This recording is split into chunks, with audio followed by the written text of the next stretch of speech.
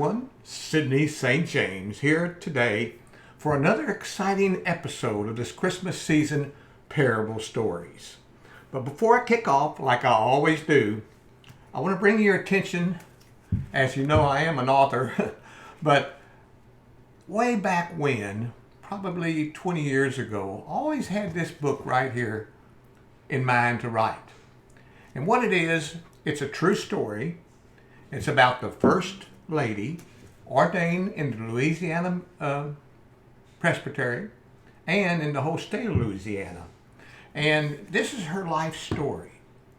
And it's written actually in creative nonfiction.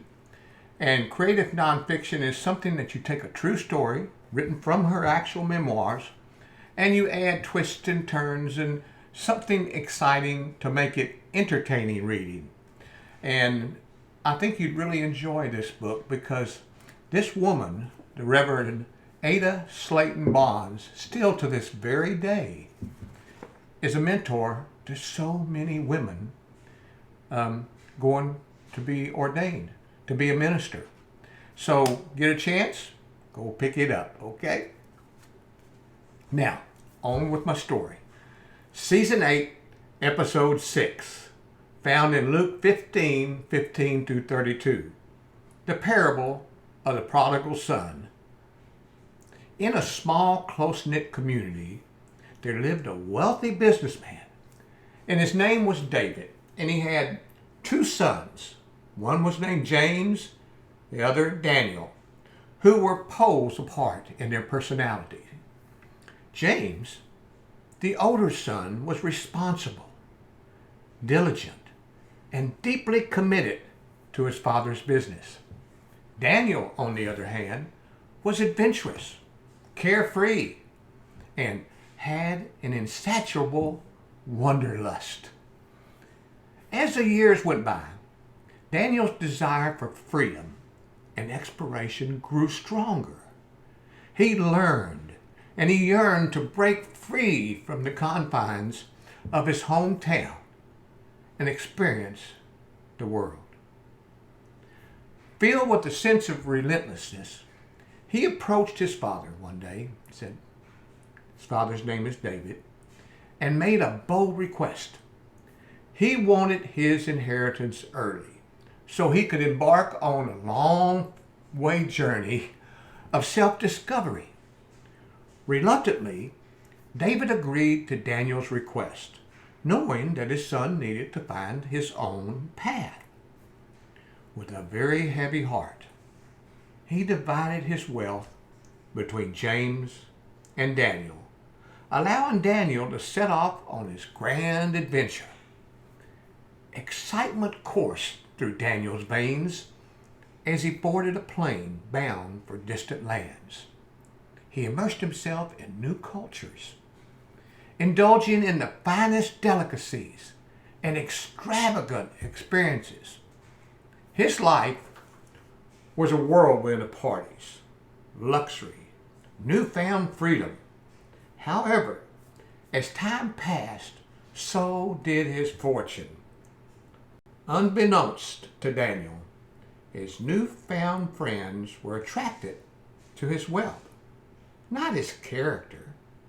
They manipulated him, taking advantage of his generosity and squandering his riches soon. Daniel then found himself penniless and destitute, far, far away from home. In his darkest hour, Daniel realized the depths of his folly. He yearned for the warmth and security of his father's embrace, aching for the familiar comforts of home.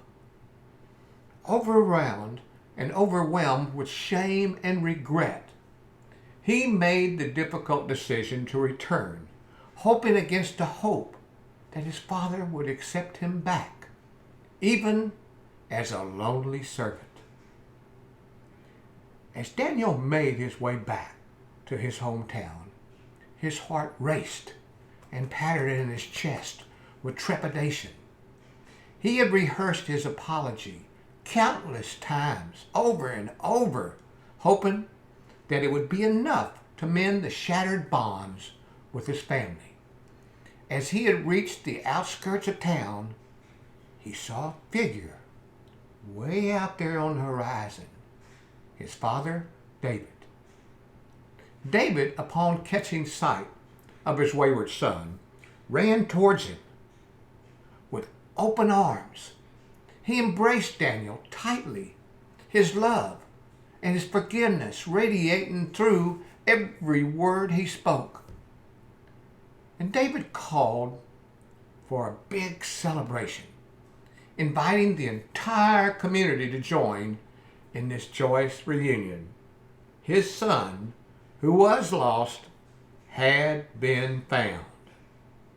Well, the community gathered in astonishment, witnessing the power of love, the power of forgiveness and redemption.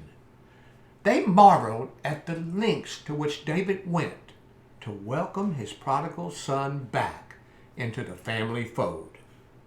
It became a tale that echoed through generations, a story of hope and second chances. Daniel's return marked a turning point in his life. He realized that his true treasure lay not in material wealth or worldly pursuits, but in the love and the acceptance of his family. David's forgiveness transformed Daniel, enabling him to rebuild his life with humility and gratitude. Now he learned the value of responsibility and the value of compassion and the enduring strength of familiar bonds. Today, this contemporary modern-day retelling of the prodigal son emphasizes the power of forgiveness and the unconditional love of a parent. It reminds us that no matter how far we might stray, there's always a path back to redemption through David's example. We learn the importance of embracing those who have lost their way, offering them a chance to rebuild their lives and find solace in the warmth of forgiveness. The tale of Daniel's return became a beacon of hope, inspiring others to seek reconciliation and extend passion and compassion to those who have wandered astray. And it serves as a testament to the transformative power of love, forgiveness, and the unbreakable bonds of family. Well, all right, folks, that wraps up our deep dive into the timeless tale of the prodigal son. A story where only thing more prodigal than the son himself is, well, the love and forgiveness he receives. It just goes to show, no matter how many wild parties life throws at us, there's always a way to get back home. Now, before you scamper off faster than a prodigal son leaving his father's house, don't forget to hit that like button right down there below. It's a little bell, and say you like my broadcast. It helps me more than you can believe. And it's easier than feeding pigs and way more rewarding. And if you haven't already, hit the subscribe button to our channel. It's a surefire way to ensure you don't prodigally wander away from our content. So, join us next time for another episode that promises to be just as enlightening and maybe, just maybe, a tad less rebellious. Until then, well, keep pondering those parables.